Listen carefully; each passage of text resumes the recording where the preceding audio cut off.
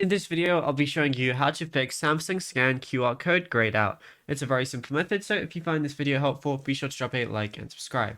Now, the Scan QR code option on Samsung phones, either in camera settings or the quick settings tile, being grayed out is typically caused by a mode conflict or a privacy toggle introduced in the latest Android update. So the first thing you want to do is open up your camera application, and I want you to ensure you're using the rear camera as selfie mode disables QR scanning. Then ensure that you're in photo mode and you're not in pro video, night, or panorama mode, anything like that, as the scan QR code toggle in the settings is going to be grayed out.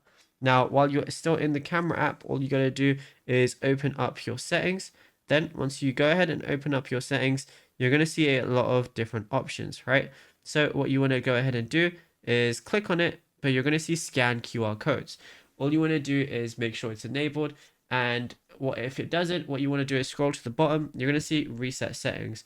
Go ahead and click reset right there, and then go back to the settings again.